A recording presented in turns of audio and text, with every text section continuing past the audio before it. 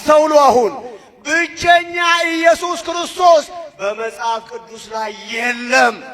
ቤተልሔም ብንሄድ ሕፃኑን ከእናቱ ለጸሎት ስትቆሙ ትዝ ይበላችሁ።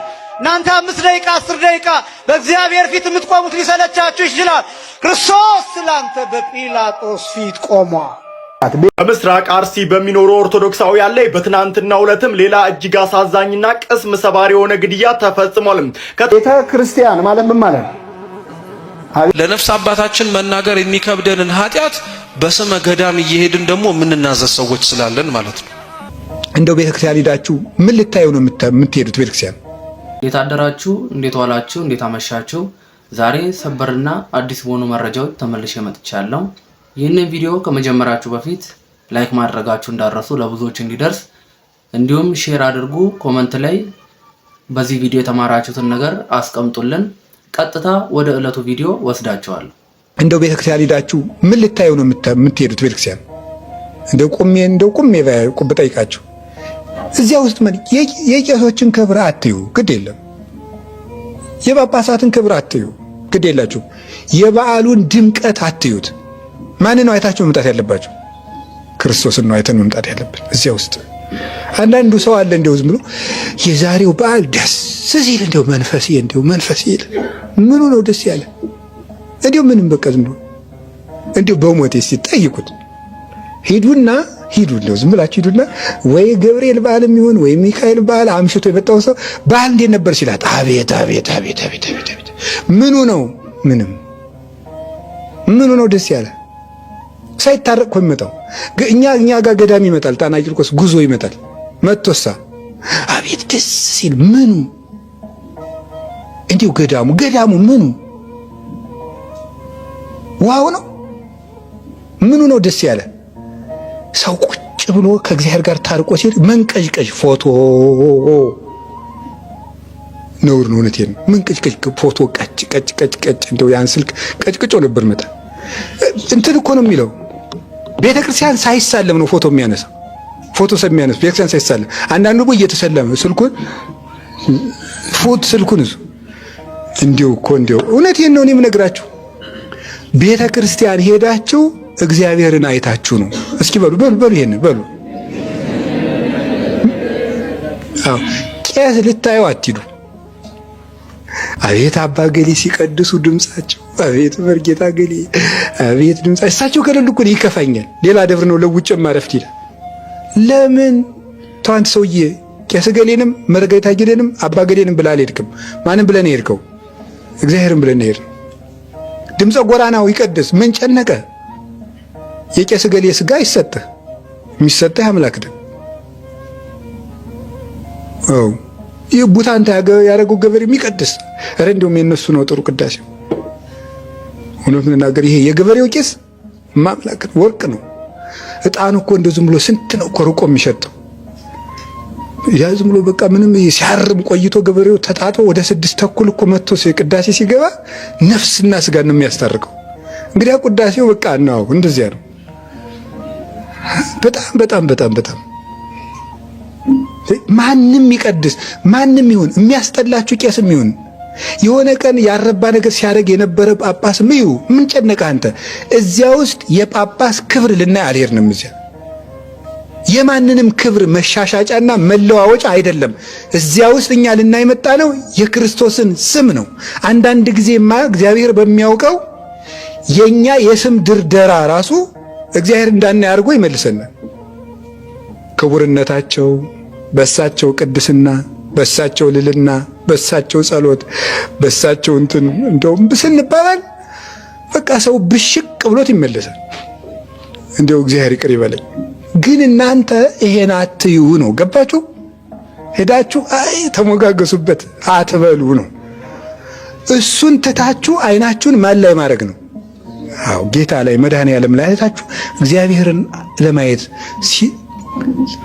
እግዚኦ ማረነ ሲባል ሲሰቀል እያሰባችሁት፣ ሲቸነከር እያሰባችሁት፣ በገመድ ሲጎተት እያሰባችሁት፣ ያችን እያሰባችሁ ለ3 ለ4 ደቂቃ እንኳን ከእግዚአብሔር ጋር መቆየት እንዴት ከ30,000 ዘመን ይሻላል?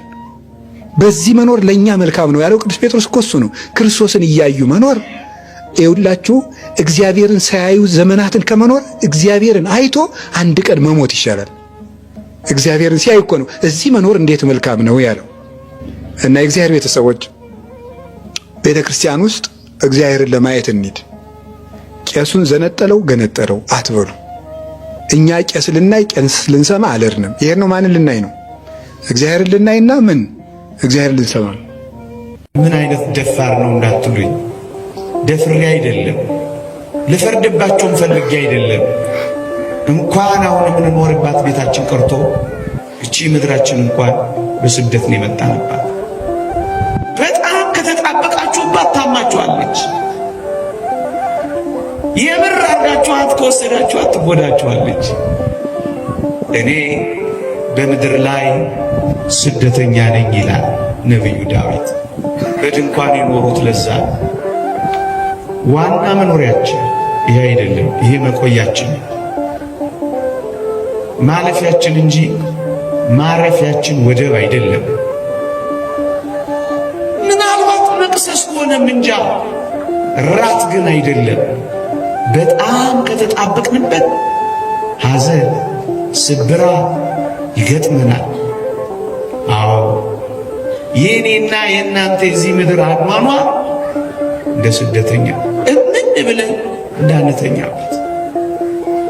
ለዚህ ነው ከዚህ አታውርደኝ፣ ይልቅ ካንተ አትለይ፣ ይልቅ ከመንግሥተ ሰማያት አታውጣኝ፣ ይልቅ ከመንፈሳዊ ሕይወት አትለይ፣ ይልቅ ከጉያህ እንዳልወድቅ አንተ ጠብቀኝ፣ ይልቅ ካንተ እንዳልፈናቀል እርዳኝ፣ ይልቅ ከዚህ ልዕልና እንዳልወርድ፣ ከዚህ መንፈሳዊነት እንዳልወርድ፣ ከዚህች ቤተ ክርስቲያን እንዳልወጣ፣ ከዚህ ዝማሬ እንዳልፈናቀል፣ ከዚህ ኪዳን እንዳልለይ፣ ከዚህ ዕጣን እንዳልወጣ ይልቅ አንተ ጠብቀኝ፣ ከዚህማ አታውርደኝ። እንደገና ወደ ዓለም አትመለሱ። እንደገና ወደ ክፋት አትሂዱ። እንደገና ወደ መማረር አትሂዱ። እንደገና ተስፋ ወደ መቁረጥ አትሂዱ።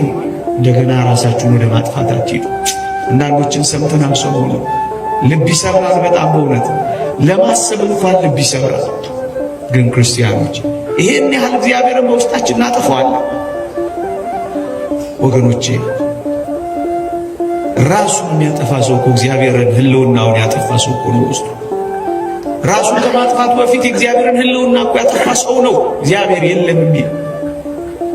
የእግዚአብሔርን ሥራ ትላንት ላይ ትዝታውን የዘነጋ ዛሬ ያለውን ጸጋና ስጦታ እምቢ ያለ የነገን ተስፋ የሰረዘ እምነት፣ ፍቅር፣ ተስፋ የሌለው ሰው እኮ እውነት ነው። በጣም ያማል። እውነት ነው። በጣም ልብ ይሰብራል። ግን ክርስቲያን አምላኩ ከእሱ ጋር ስለሆነለት ሁሉን ይችላል። ሁሉን ይችላል። ሁሉን ያልፋል። በሁሉ ይጸናል። ሁሉን ይታገሳል።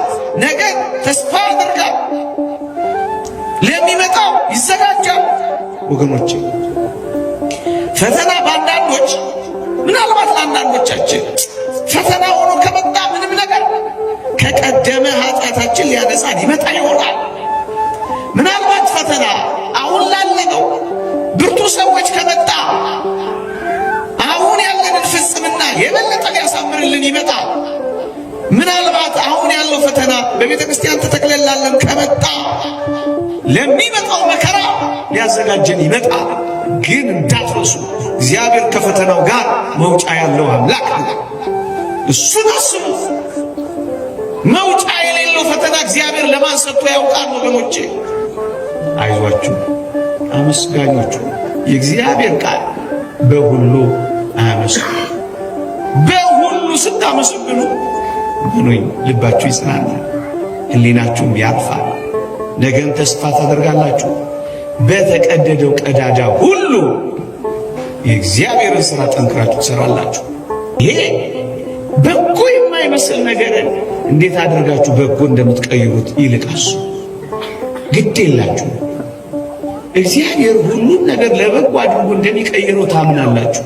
እሱ እናንተ እንዴት አድርገን ለበጎና እስካሁን ካለን ነገር የተሻለ እንዴት እናደርገው? ከእግዚአብሔር ጋር ማህበራዊ መስተጋብራችሁን የበለጠ አጠንክሩት። ተጠያየቁ፣ ተረዳዱ፣ ተደጋገፉ፣ እርስ በርሳችሁ ተጽናኑ፣ አበረታቱ። የማንም ሰው ልብ አይውደቅ፣ በርቱ ተባባሉ። ሕይወት እዚህ ወይም እዚያ ምንም ይቀጥላል። ጥቂት ወይም ብዙ የለመድነው እንግዳ ብንሆን ከእግዚአብሔር ጋር ከሆን እመኑኝ የመረረውን እንኳን ሊያጣፍጠው እግዚአብሔር ቻይ። አትወርዱ። ይቆየ የእግዚአብሔር ቸርነት የእመቤታችን አማላጅነት የቅዱሳን በረከት ረድኤት አይለይ። በመንገዳችን ሁሉ ከፊት ይቅደምልን፣ በኋላ ይከተለን፣ በላያችንም አድሮ ይኖረልን። ያን ማለት ምን ማለት ነው?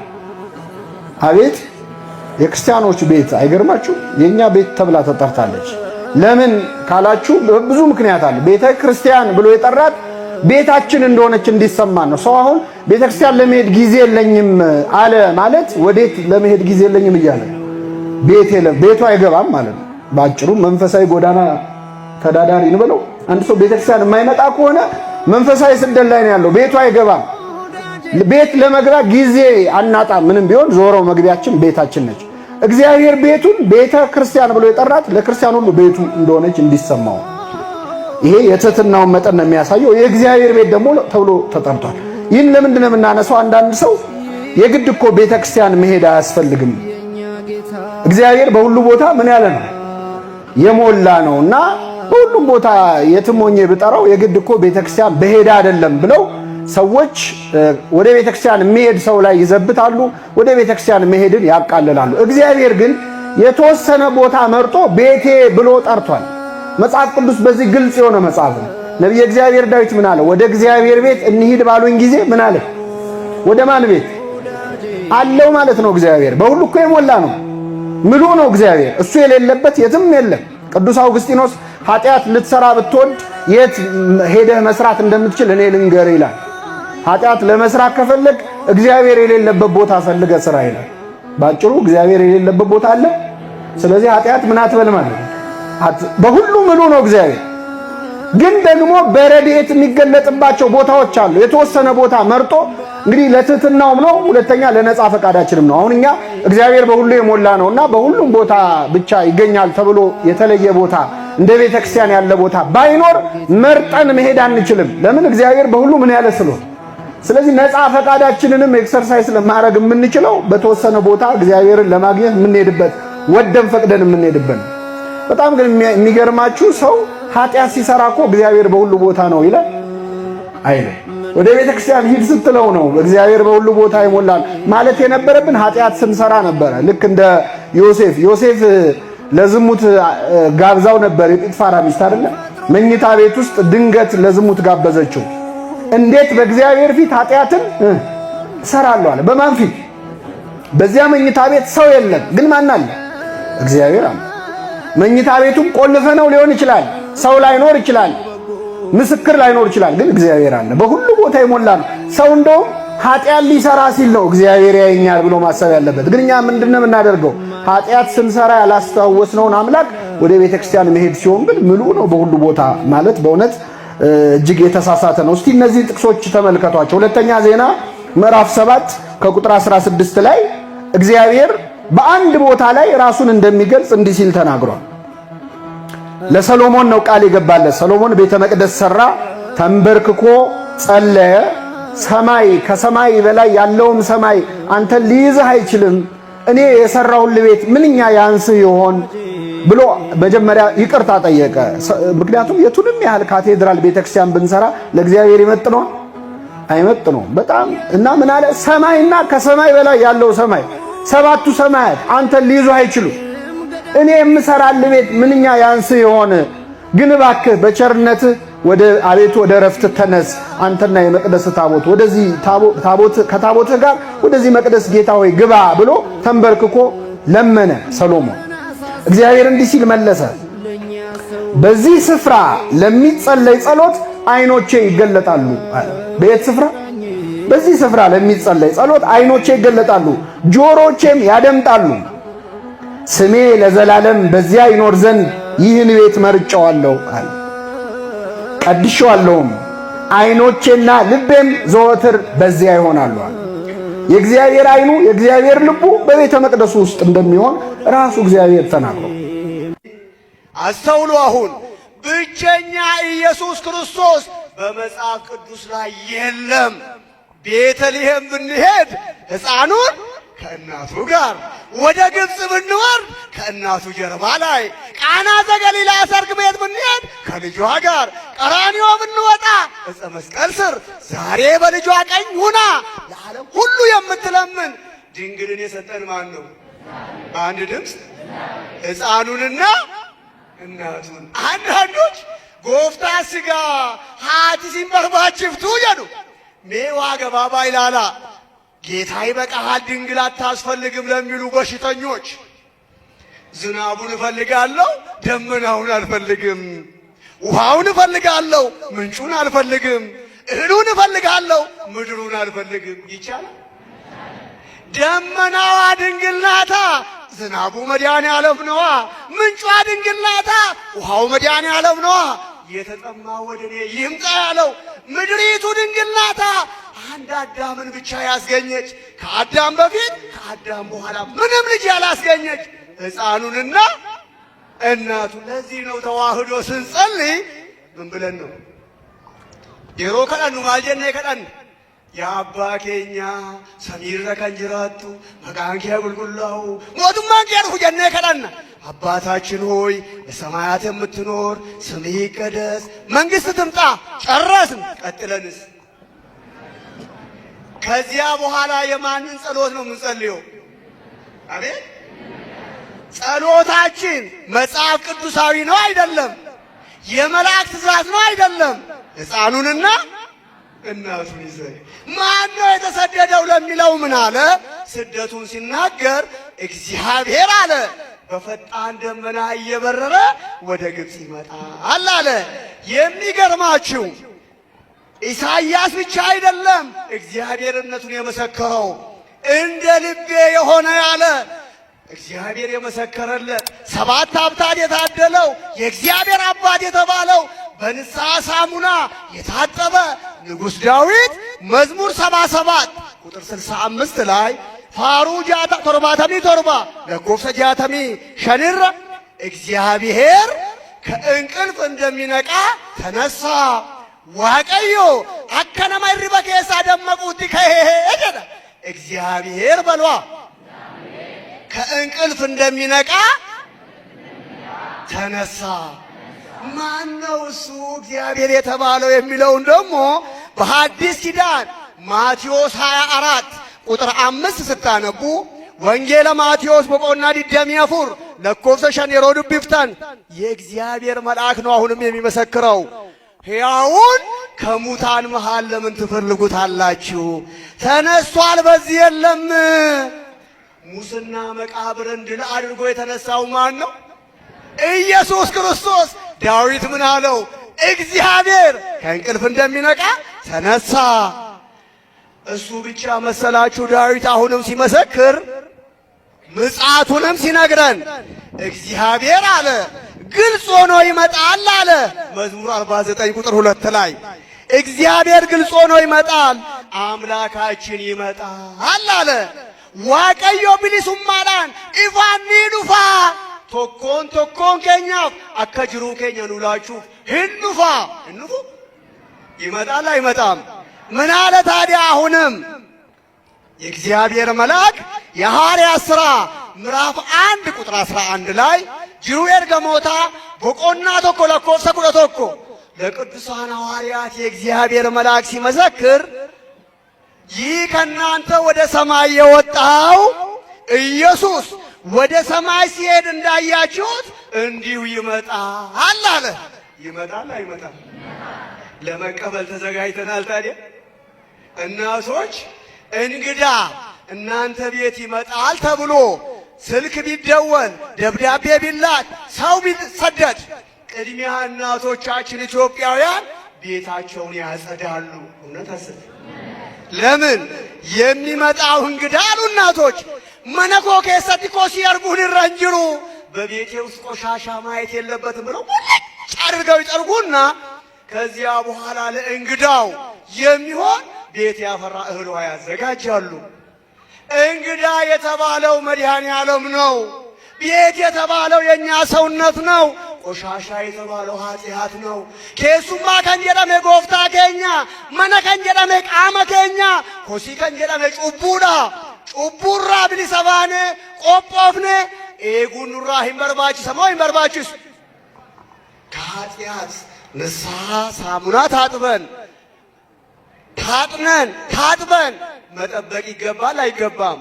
ራእይ 22:12 እነሆ በቶሎ እመጣለሁ አኒ ደፌን አኑፋ ቶኮን ኬሰኒፍ አከጅሩ ኬሰኒን አላዳ ጀድ እነሆ በቶሎ እመጣለሁ ለእያንዳንዱ እንደ ስራው መጠን ይከፍል ዘንድ ዋጋዬ ከኔ ጋር አለ። አስተውሉ። አሁን በጌታዬ በኢየሱስ ክርስቶስ እመን። አንተና ቤተሰብ ምን ትሆናላችሁ? ማን ብሎ ያመነ ነው? እግዚአብሔር ብሎ። ሁለተኛ ፈጣሪ ብሎ ያመነ እንዲህ ኡማዳ ራጀ ከንጀለን ጅሩኳ ነቢይ የሚሉት አሉ፣ አማላጅ የሚሉት አሉ፣ ከመላእክት እንዳንዱ የሚሉት አሉ። ሎቱ ስብሐት እርሱ እግዚአብሔር ከሆነ ፈጣሪ ነው። ሊቀ ነቢያት ሙሴ ዘፍጥረት 1:1 ሴራ ኡመማ ቦቆና ቶኮ ለኮፍሰ ቶኮ እግዚአብሔር በመጀመሪያ ሰማይንና ምድርን በአንድ ድምፅ ማን? እግዚአብሔር በመጀመሪያ ሰማይንና ምድርን ፈጠረ።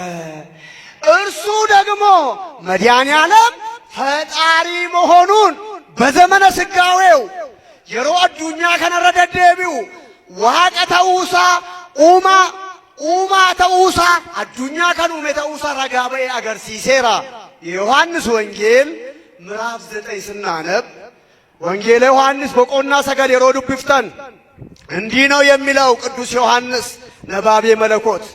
ሲያልፍም ይላል በኪደተ እግሩ ምድሪቱን እየባረከ በቃሉ ትምህርት በእጁ ታምራት ሕሙማነ ሥጋ ሕሙማነ ነፍስን እየፈወሰ ሲጓዝ ከመወለዱ ጀምሮ አይነ ስውር የሆነ ሕፃን ሐዋርያቱ አዩ። ምን የሆነ? በአንድ ድምፅ። አይነ ስውርነት አይገርምም? ትርጓሜው ላይ ሊቃውንቱ እንደሚያስተምሩት መጽሐፍትም እንደሚመሰክረው ከግንባሩ እስከ አገጩ ድረስ የወላድ ጆሮ አይስማውና ልሙጥ የሆነ ሕፃን አዩ። አደሳ ካሴ አማህዲሳት አካ ድንቻ አካ ቶኮ ከንቴ ነመ ቶኮ አርገኒ ያጎፍታ ዳኢምኒ ኩን አካ ከነ ተኤ ከነላቱ ከንጩቡ ደለጌ ኤው ኢሰሞ ማቲ ሳቲ ይህፃን እንዲሆኖ እንዲወለድ ኃጢአት የሠራ ማን ነው? እርሱ ወይስ ወላጆቹ ብለው ጠየቁ። ምን አለ መድኃኔ ዓለም? እርሱም ሆኑ ወላጆቹ ኃጢአት አልሠሩም።